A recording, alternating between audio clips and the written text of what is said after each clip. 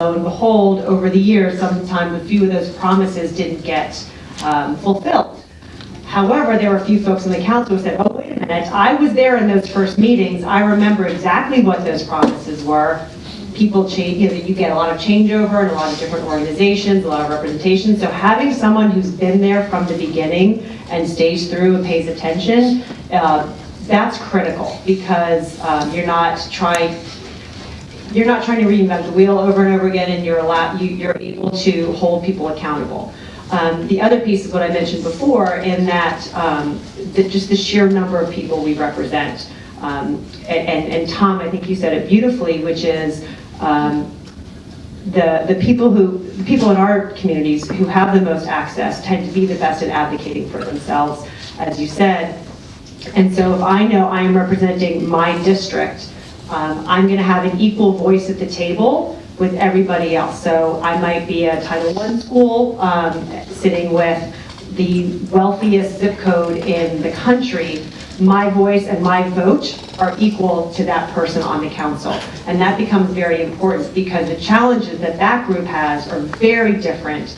And so making sure that that balance of voice becomes very, very important. And we also have the ability, sorry, one last thing, again, we are an advisory board, so we advise the Board of Supervisors. If we take an opinion on something, or we take a stand on something, or make some sort of recommendation, if we need to get our people moving, we get them moving. We have passionate sports families. And when we say, okay, folks, we need to rally the troops here to get some attention, we are very effective at getting that done. Not a single one of our recommendations to the Board of Supervisors has ever been rejected, and so you get some legitimacy with that. Okay, so in Tom, since you don't have history, where do you get your legitimacy? So first of all, did you hear that? Not one recommendation has ever been rejected. Wow. That's an incredible inspiration for everybody in this room. And it didn't come from just doing silly recommendations. You guys do big things. We should all go to school, and that's like, I'm in politics, that doesn't happen, in case you didn't notice it works that way. So what I would say is two things. First, the political mandate of being designated by the county council, which is the operative power in schools, parks, use of resources, policy, taxes.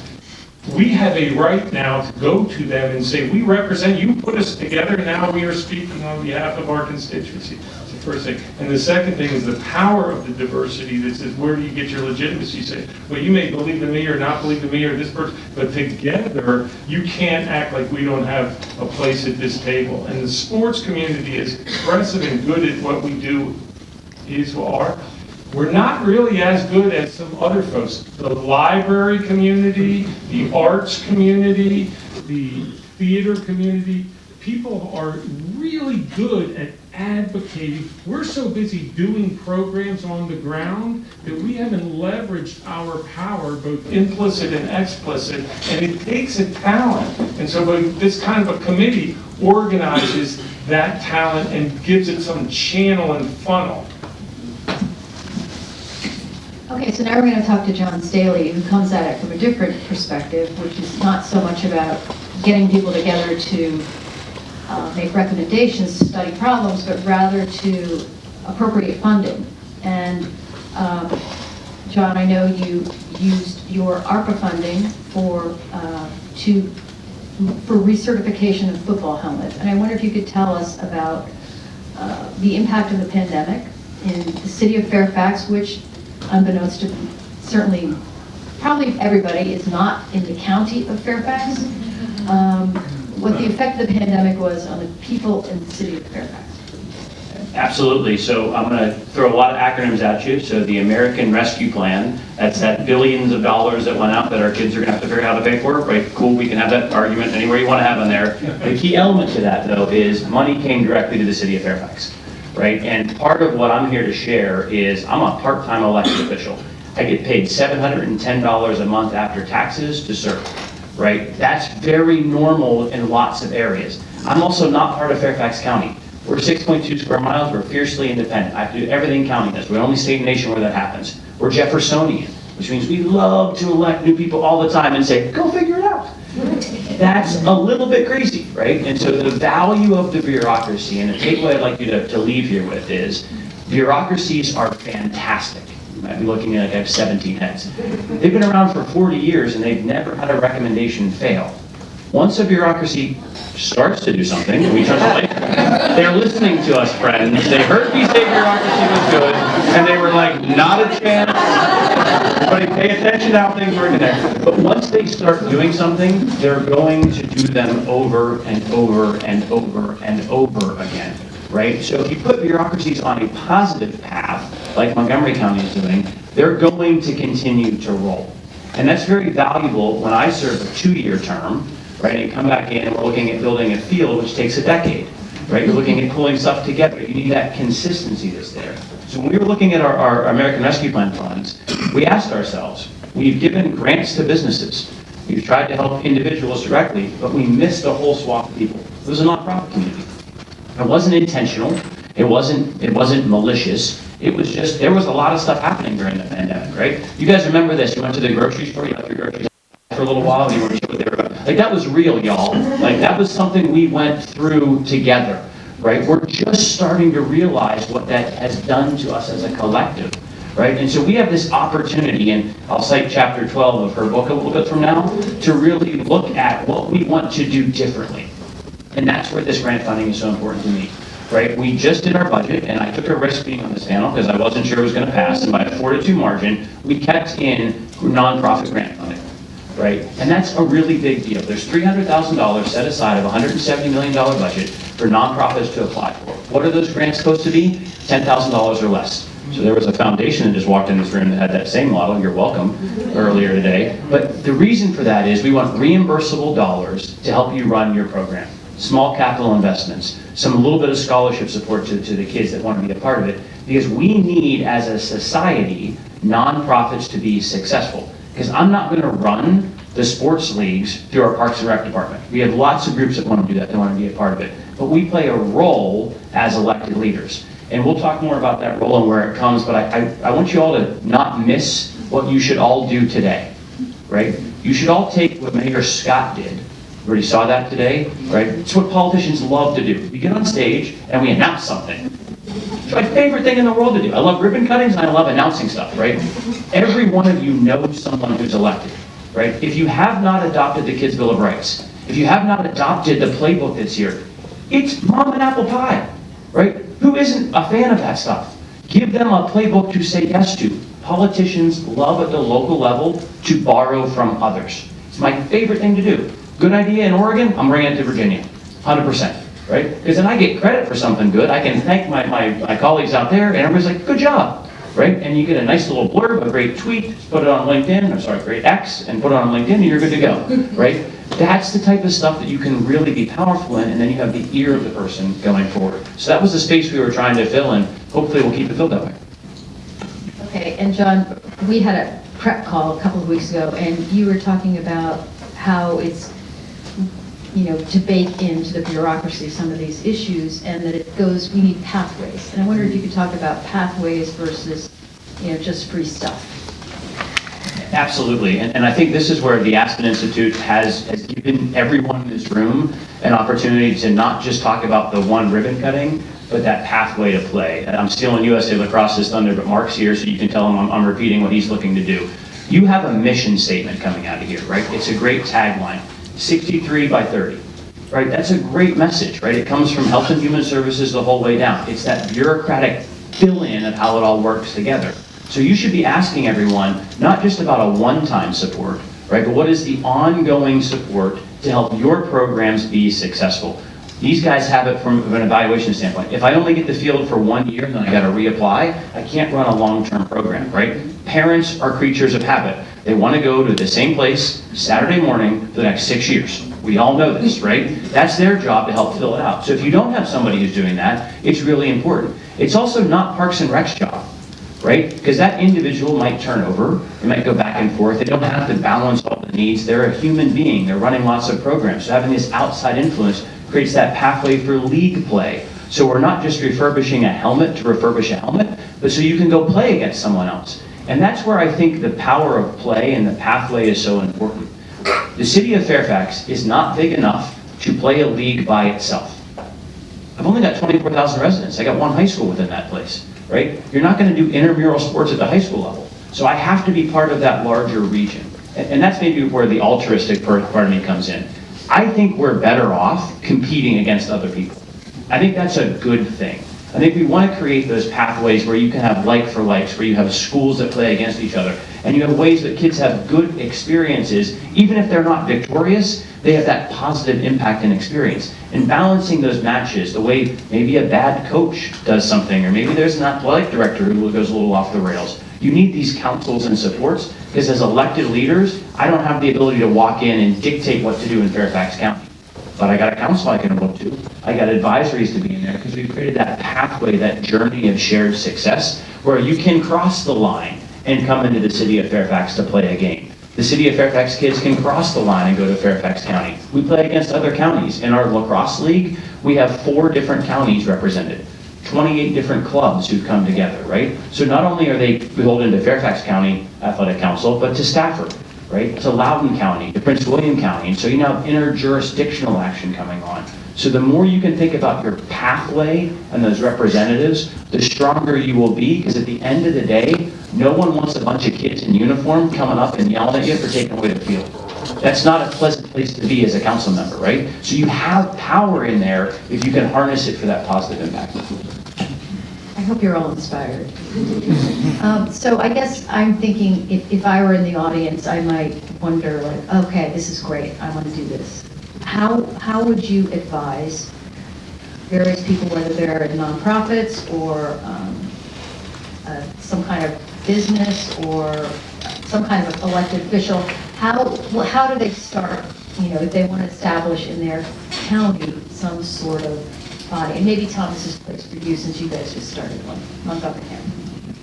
And I can't take credit for doing it, there were other people. The first thing is find a champion, political champion.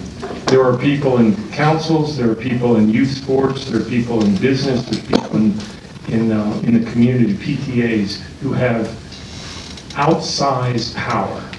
Get those people to advocate for it, and keep the ask specific. In the case of a committee or a commission, that's not that big a deal. We need a voice to articulate the need. Will you champion it? Will you give us funding? Will you give us some legislation? Can you come to a meeting of people like-minded, and we can talk to you about our needs and our interests and our goals, and you inspire the potential champion to carry forward? Point number one. Point number two is then bring it with some political capital afterwards. Political capital can be negative votes and noise and complaints, or it can be invite to the event, take the picture, go social media, and you raise up that potential champion, and then that person sees. Those would be the 2 starting points. It might be too politically kind of granular, but it is a political act to get a formal commission that has some kind of power beyond just the people in our community. I think I'd add to that, whether it's the schools, the parks, the county representatives, or the community providers, pretty much everyone has similar or the same pain points. It'll be field or facility allocation, it might be funding, it might be they're trapped in red tape, it might be a new sport trying to get started, but they're getting locked out of a field because someone has an MOU from the last 30 years. So if you can find people, align people on what that pain point is, then you have a motivated group of people to say, I'm struggling with this, you're struggling with this. Instead of competing for it, why don't we collaborate and then as a shared voice find a solution that works for everyone? One of the things that comes up for us all the time in the council, we have the school, again, the Fairfax County Public Schools representative, and then we have all the community providers. And there's contention. I mean, we are ruled by Robert's Rules of Orders. It is very, it is formal. We gavel in, we have minutes. We run a bit of a tight ship, but it's cordial and it's focused on successful outcomes. But there are times where the needs of the community are not aligned with the needs and desires of the school system. So how do we come to some sort of solution? And we always come back to, like, let's stop. These are all the same kids. These are all our kids. We're all here to make sure that all of these kids have the opportunity and the access to play and to have a quality experience. So kind of going back to the original question of, we are representing X number, thousand, million, however many kids you're representing, they are all of our kids. How do we solve these pain points and work together? And it's a little bit of a twist on Tom's model of, yes, find that champion, but also you're doing that champion a favor and saying, instead of 15 groups coming to you to complain about fields and facilities, we'll have one voice that comes to you. We've worked it out amongst ourselves, and we will come to you with one recommendation. Okay, so having attended your Fairfax Athletic Council meeting and learning about yours, Tom, I've been very impressed by how serious you are. It's serious, it's a major commitment, it's not something you put on your resume for the sake of putting it on your resume, it's real work. And I wonder, and Tom, when we spoke, you said the group is made up of people who want to get things done. So to what extent do you think is the success of your groups determined by the people?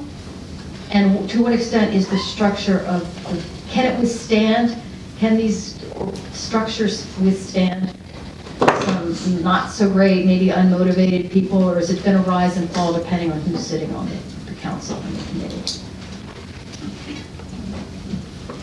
So I'd offer two quick thoughts. First is the diversity of people on the council is so critical, and having the government there. And it is a really hard truth that half the people in that group are mad at the people who are providing the service. And they're there because they have issues to resolve. But that is the reality. And so don't assume it's all peaches and cream. We're here to do things, and you need to hold people accountable. It takes hard work to work through policy challenges, and negative or personal interests are not really going to help, but you do have to acknowledge people come with an emotional attachment and emotional experience. So you need to find those things that people agree on. Like for us, the underserved, a lot of people came into our group needing something or wanting something or mad at something. But when we went around that shared mission of, boy, there's too many people in this community that aren't getting the access, that brought us together, and then you can get through some of the other hard truth challenges of we have different issues, and some people actually are at odds with the person next to them.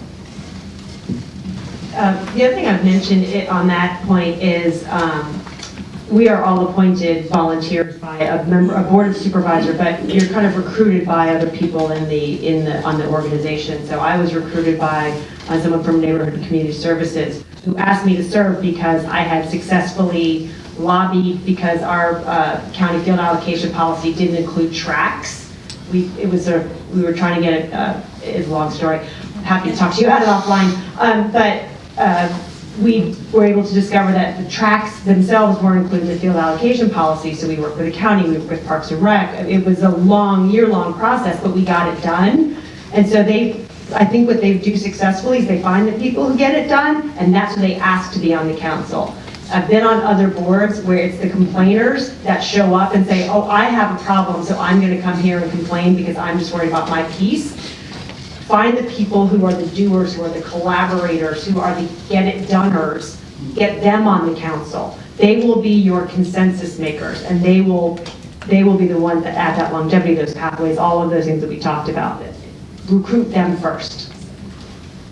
Okay, and John, what advice do you have for people in the audience who think, okay, we're not perhaps ready to establish a commission or a council, but we can surely get our local officials to appropriate some money, whether it's through the American Rescue Plan Act or just a general budget. And I wonder if there's any advice you have for those people in the audience who might be approaching you.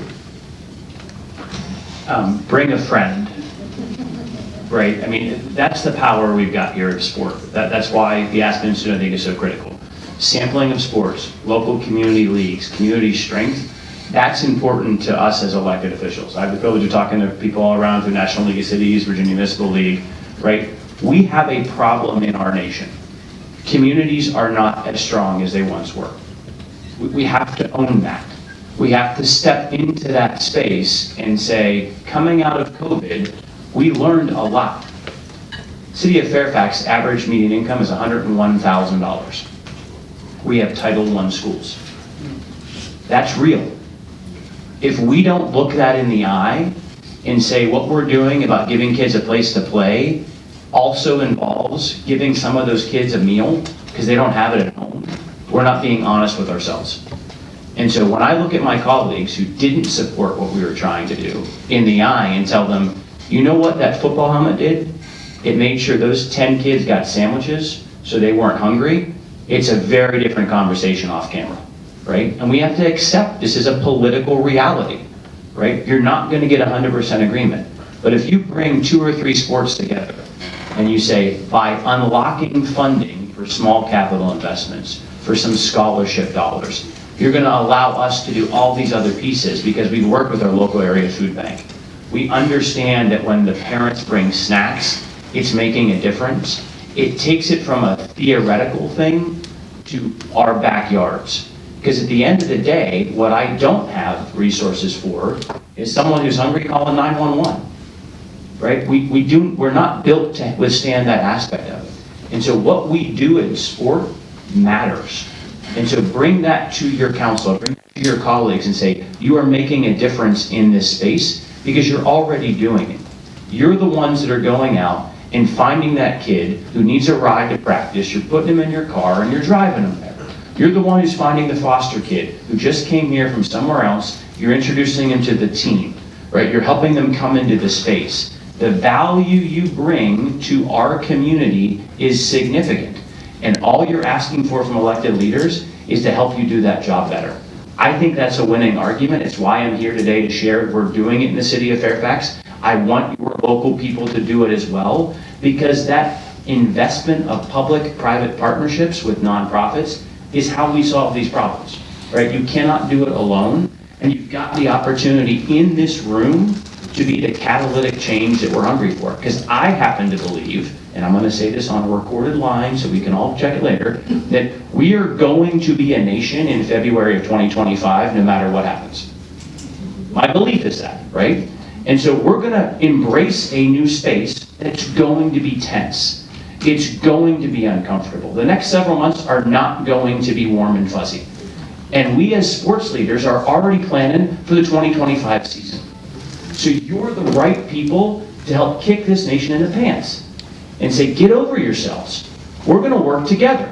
I don't need to listen to what's going on whatever cable news you watch. I don't need to listen to whatever's going on out there. We're going to solve problems on the field because that's what sport has always been. It is our time to step up. Okay, so do people have questions? Because I can, well, let's hold on one last, before a question. Really first. Is there anything that you didn't talk about that you want to talk about? Either about Fairfax Athletic Council, Montgomery County Sports Advisory Committee, or the funding from the city of Fairfax, that any point that I didn't elicit from you that you want to share about those groups? No is an acceptable answer. I do have some. One is that there's a learning curve, and you have to manage expectations. You bring citizens together, and they come ready to go. I'm looking at Tina, we're laughing, because some people say the youth sports people, like, I just want to go do it. But the budget only happens once a year, and there's processes, or there's rules and laws. Our people, the first meeting, someone said, we need to change the rules of the rec department hours so that they don't sit in their offices all day. And all the government people, oh my God, the union and all of this. And we have to be committed and visionary, but realistic and pragmatic. And it is a learning curve, and we got to get good, the youth sports community, at understanding where are the points we can change and where are the points we need just to learn more about process going forward. I think, I think the whole concept of these councils and committees seems to be problem solving or how to soften points of contention. And so I did want to highlight some kind of great, positive, exciting things we do as opposed to just, solving the problems is great. Like, let's not, diminish that. But we also do things like we have a Champions of Character program where we honor 2 athletes, a coach, and a parent volunteer. Every year we get all the local district supervisors out. It's a beautiful ceremony, and we honor these kids for their character, not for their athletic achievement, or for what they've done as a teammate or in their community. And parents who have done so, we're elevating people who are doing the right thing and sharing that. So those are also opportunities to highlight the good that's happening, not just get stuck in the weeds of where everyone's fighting over, I need the gym on Saturday, no, I need the gym on Saturday. Because the more you celebrate the good, it kind of lifts all of it up too. So don't get stuck on just the fighting. There's a lot of good that comes out of it too. Just to add, we were legislatively mandated to do an honoring thing with this committee, and our committee decided not to honor the winners, but to create a completely new thing called Unsung Heroes, the exact same thing. Copy this again. Yes. Okay, I hope you're inspired. Now, question. I know you. I had a question. Can everyone hear me? All right. Tell us about who you are. Yeah, Tyree Burks. I'm here for Players Health, but my Players Health hat is off.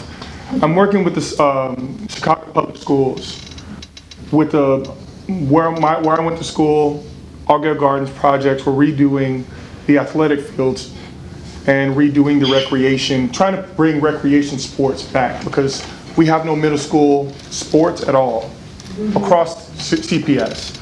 But within our district, West and South Side, how do you talked about the integration and the competing motivations between what we call recreation in school, the school district, and recreation sports, public coming into private, private coming into public to support the school district and bringing rec. How do you all navigate those competing kind of outcomes that you want? You may want to bring more participation and bring more funding in, but now I have to go through Chicago Public Schools, all the red tape, all the bureaucracy around this. Like, how are you integrating those two? Well, you hit me at the right time on the middle school sports issue. And tune in a couple of weeks. We'll have all of these sessions on the website, and you can catch the middle school sports session if you missed it earlier. We had this exact same problem. Fairfax County for years had no middle school sports. We have a robust elementary, K through 6, and then robust high school. But the school district felt that communities were providing plenty of sports activities, so they weren't going to offer it. New superintendent came in a couple years ago and said, no, in my old district, it worked really well, and we're going to offer free middle school sports for all the kids. Here's X million dollars, make it happen. And so they rolled out track and field, and the community provider said, you just took half of my program. And those meetings got a little heated. All of our minutes are online. You're welcome to go back and read them. But that was where it was important to say, hold on, let's come back. They're the same kids. So what we've done in this exact circumstance is, and somehow I got roped into chairing this committee, but is we said, okay, who's doing it right? We don't need to rebuild this wheel every time. Who's doing it right? What are pieces of different partnerships or programs that we can pick that fit into our system? Because Fairfax County Athletic Council isn't going to work in everyone's system. So you have to figure out what works for you. But we have the head of student activities for Fairfax County Public Schools and 2 of his office folks that are running the programs on our committee with representatives from different community providers, and we are meeting once a month. We are researching other models, and we are working within the district, the state budget guidelines, so we can get it in the next week, make our recommendations before the next budget cutoff, to say what's going to be the best model, what's the best balance. How do we get community groups to be able to continue to, because they have to you know, they have to make some money, they have to be able to provide, you know, continue to provide their service. We want them to stay, you know, increase that longevity. 2,000 kids signed up for this program, so it was clearly a success. So how do we find a way to provide the free programming for the kids who need it or want it, but yet allow these community programs who've been doing amazing work for many, many years to continue to thrive? So we're like, make a committee, let's all get together and let's work together to brainstorm a solution that will hopefully serve the most people the best. It took a long time to get everyone focused on the same outcome of, we'll find a solution that works for everybody. Was the data gathering more important to figure out what you were up against in the beginning? The data gathering was more inspirational. It was, you know, we talked to Baltimore, for example, went through the same challenge, and I encourage you to talk to folks at the Baltimore public schools about how they have had the same kind of challenges. So we sat in the meeting and we said, do we even know what sports kids want to play? Like, has anybody asked the kids what they want to do? Has anybody asked the parents what their challenges are or why they need middle school sports? So it's sort of like a let's stop, instead of just saying, let's throw sports at kids, let's make sure that we're providing what people want. So that's an important part of the data gathering. And I'm hoping we'll do a little bit more of that. Of course, that costs money. But you know, it's sort of asking those questions first and saying, where are their gaps and where are their shared providers? So maybe we don't need 3 people offering basketball, but no one's doing flag football. Let's maybe try to bring that in as an opportunity. So it's just getting the right people around the table with that mindset of, we're going to find a way to make it work. I'm happy to keep talking offline about that too. You in the back. Hi, thanks. So I'm curious about the council and making up these councils, because I know that it can be very powerful, and thinking about how it connects to different communities. To get on these councils, I think it was Catherine that talked about there's no limits on the terms. And I'm just wondering too about just the research and where I've worked to get on these councils can be often political, and often I think Tom talked about people who have kind of the loudest voice, who have the most, ends up being on those types of councils too, and the power kind of reproduces. So I just want to know if anybody could speak to that, because research has shown that the majority of people who do these volunteer councils or organizations do come from highly affluent neighborhoods, communities, and hold a lot of power within their community already. So in addition to the council, quote unquote, representing or talking about or addressing issues of the community, how much of representation and how do you make up the councils to ensure that, yes, it might be volunteer, but there's a lot of people who can't afford to volunteer as well. So having their voice, I just want to know if that's taken into consideration. Yeah, that's a great question. I'll take it because we just formed ours, and all of us were it was a public announcement. If you want to be considered, send your name in with, like, not a fancy thing, but like a 1-page. Just tell us why, whatever background you may have as a parent, as a volunteer, as a coach, business, political leader, whatever. And then the county process of people within the rec department and a couple of others created a listing, and then they interviewed a portion of them, and they were intentional about the very thing you're talking about. Let's make sure it's not the usual suspects. Let's make sure it's not the people who both look the same, but who also get all the grants, etc.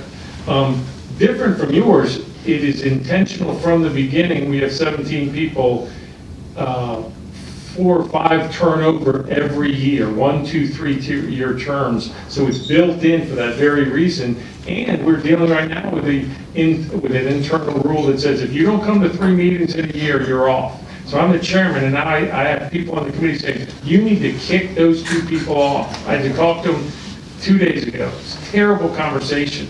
Because I've given so much, and I had to travel for business, and it's tough. That's what I mean. These things are real. You just have to be honest. But you do have to hold true to a certain ideal that says we're just trying to be fair to everybody and we're moving forward. Transparency is the most valuable thing there, because it's like we're doing it to anybody, but you have to be intentional to reach out and find those people who are not normally there, including people who may not speak the language in our community, to find a way to have their voice there. It won't happen unless you actively solicit. And I would just add to that, if you're not building it from the beginning and there's something that's existing in your community that you're trying to get your voice heard, who's the decision maker? Who is the person that's appointing the people? Who is the person that's bringing new folks into it? And bug them, like keep showing up. Our meetings are public, they're open to the public. I always encourage people, just show up to the meeting and you will be heard.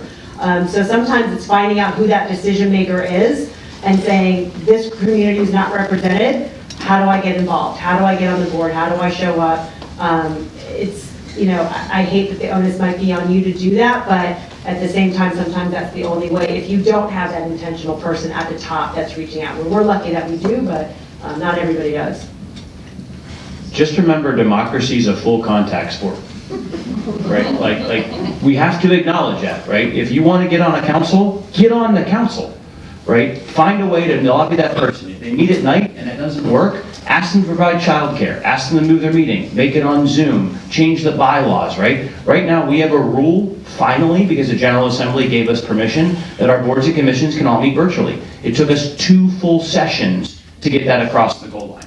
But it was hard, but we now do it so you don't have to come in person, right? Game changer for how people can participate in the committees. So embrace the full contact nature of it, because it is hard to get people to volunteer. You think it's hard to find coaches? Try and find someone to serve on the Parks and Recreation Advisory Board. Yes, Javon Williams from USA Ultimate. My question for you all is, whenever a new sport wants to approach you all, and through their way of introduction is hosting a national championships or regional championships, how do you all go about that process of hosting that sport in versus going the traditional route of like, hey, we just want to come introduce the sport to your community versus like, hey, we're going to actually hold a championships, we're going to pay for the grounds. How do you all decide on that? And is that another possible pathway for new sports to come in?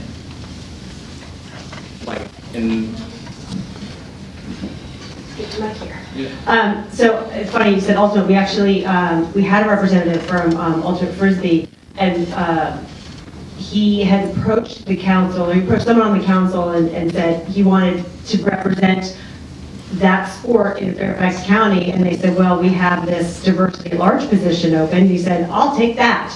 And so that's kind of how I got involved as a member at large. I really wanted to get more tracks and fields into Fairfax County, and they said, well, we need a member at large. And I said, sure, I'll do it. So sometimes it's, you can get your voice heard by sort of taking whatever seat is open. That's appropriate. We work very closely with, we have a sports tourism committee, and we work very closely with Visit Fairfax and the sports tourism group that kind of handles a little bit more of that, those championships or those sort of larger tournaments and events. So it's not really kind of under the purview of the council, but we do work with them, and we talk about, what makes the most sense. So there's a sort of 2 different things there. One is, sort of how you handle those larger scale events versus introducing new sports. And so if a new sport does come and say like, hey, we're trying to get our sort of foot in the door here, we've had cheerleading do it, we've had Ultimate do it, we've had drone racing do it. It's show up, find a seat, or find an advocate. That's why we have a member at large, is so if Ultimate doesn't have a voice from one of the other sport councils, they have a magisterial representative, and they have me to help voice and advocate for them, so that we can make sure that they have access to fields or whatever they need. So sometimes it's just sort of finding that little, whatever teeny tiny opening you can find, and who is that decision maker, and just getting in front of there. I hope that answers your question. Kind of. Yeah, we'll talk later. It's more so about like if they're trying to offer a large scale event coming in versus, again, that non-traditional way. In that large scale event, we also think from our end, like, hey, this will bring some type of revenue to your community. Yeah. So I would jump on that. The question is about the idea of an economic impact Yeah. to a community coming from big sports events. Gets mixed up all the time, even in our nomenclature, because often around the country, there are what's called sports commissions. Almost always sports commissions are heads and beds. They are there to draw economic power and leverage and money in. And so they operate for the purpose of, we want to make ourselves most attractive to events. We love it, it pays my salary, but that's not the same as growing participation in the community. So the clarity with which you discuss why you want to do it is pretty important. The second thing I'd just say is data. If you want to bring Ultimate to wherever you live, give some idea how many people demand it and want it. We have 2 minutes. Somebody have a very quick question? Quick question? Yeah, Eric Sullivan of Sports Facilities Company. It's good to see you guys. Speaking of sports and creating access to play, we're seeing more and more funding come from community programs, John, outside of RP, like TIFs and TERS, all of them, right? Can you just touch on some of those, like where do communities turn for additional funding from a community development standpoint? Yeah, I think it's a great question, and I think one of the things I would encourage you all to get smart on is the development process. You heard earlier, fields for space, right? We have a housing crisis in our nation. It is a great way to get fields set up, because if you're going to bring 400 new people in your area, they're going to need a place to go play. That's a very normal and positive conversation you should be encouraging your elected officials to have. Give them the door to have that discussion of how you need to do it. When it comes to the mechanisms, it's really state by state, right? I don't have the authority as the city of Fairfax, as I understand it, to do a TIF, because we're a Dillon Rule state and I got asked Richmond before I can do it. So we have to look at other ways to sort of fund it. So really being aware of what are your mechanisms to be there and how they can fit together can be very powerful. But I think it's something that this group should really think about as an organization. What is your stance on your city's, town, county's comprehensive plan, right? That comprehensive plan tells you what they're going to look like in 10, 15, 20 years, right? What does that mean for you as sport? Is it going to help your schools grow? What's that refresh of the fields look like? Those are all things that the decision makers who are appropriating the dollars have to deal with on a regular basis. If you speak their language, you're going to have their ear. Okay, we got 1 minute. So I hope you're all motivated and inspired to go back to your communities and find ways to set up councils or lobby your city representatives to get some more money for your schools. I want to also remind you that I wrote a 2-page document that is, I think it's on the Aspen website, on the role of counties and cities and counties on this governance. And it gives more examples beyond what we heard today, many examples in the different categories, permitting, community outreach. So it's just another resource for you, and that sometime in the next month or so, will also be a document on state governance. Again, we tend to retreat to think of governance, or at least I do, at the federal level, but there's a lot more to governance than just what's happening in Washington. So there'll be another set of examples for you on what state governments are doing. So keep your eyes peeled. And thank you all for coming today.